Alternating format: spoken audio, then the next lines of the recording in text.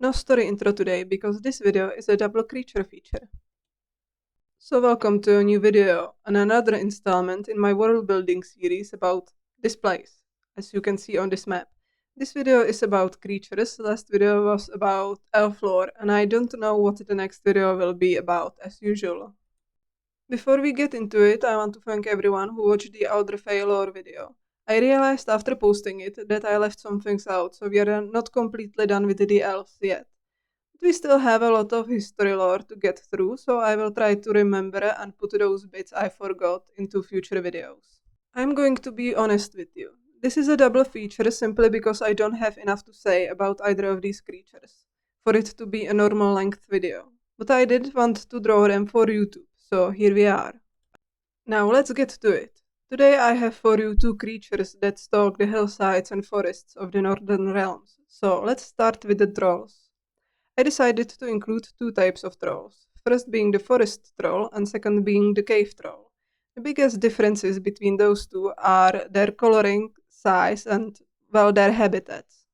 Forest trolls are more often encountered in the southern woodlands, while their counterparts are most common in the mountainous regions of the north. Biggest population of trolls in general can be found on the Isle of North, as seen here on the map. I was originally inspired by giant ground sloths and orangutans, but as I was developing the design, the orangutan inspiration wasn't really working for me. I kept the general monkey visual inspiration, but just got rid of any specific monkey species inspiration. First, I drew the design with the tusks going upwards, and then another with them going down, and I much more preferred the tusks going down, so then it was just about finalizing the entire design and deciding on the size. I think I made them pretty big. The forest trolls on average are a bit smaller than the cave trolls, but they are still very dangerous. The headshot that I drew was of a forest troll, so for the full painting I decided to draw a cave troll, so I could figure out what colors I wanted for them, since I wanted them to be visually different from forest trolls and didn't want the only difference to be their size.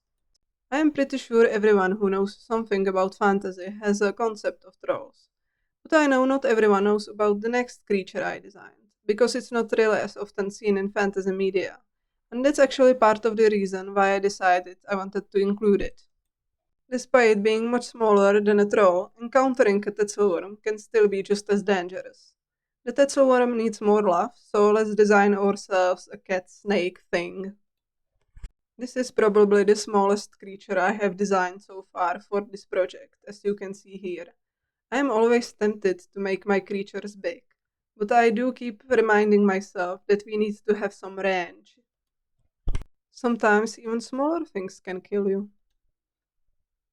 Though, all things considered, the tetzelworm is not exactly small either, and while they would prefer to stay in the woods and catch and feed on small deer, foxes, rabbits, and birds, they will from time to time venture into human settlements, where they will mostly go for small livestock animals, such as goats, but might also try to eat a child here and there. They will mostly use their claws to hold very firmly onto bark, and seeing them on the ground is pretty rare, so that's obviously what I drew. After catching prey, they will drag it into the trees, holding onto the branches, while they use their tails to move their prey around and restrict its movement. Since they are on the smaller side, they will use their frill to scare away bigger predators like bears, wyverns, silver tigers, or snow lions. You can find tetzelworms in these areas here on the map. More south you go, the more common they become in these regions. They will seek out small caves or burrows to use as shelter during cold months, since they are cold-blooded, so at least during winter you don't have to fear that you will be attacked by one of these on your walk through the woods. The trolls don't really do that, so you might still get hit by a rock or mauled to death. Tetzelworms are also one of the very few creatures found in the north that are venomous. I would compare this to our world's Komodo dragons, but it's not as potent and isn't really meant for prey as big as humans or elves. However, do not underestimate a bite from tetzelworms. They are still very dangerous. You could get a pretty nasty infection from that bite, so it's important to take care of the wound as soon as possible.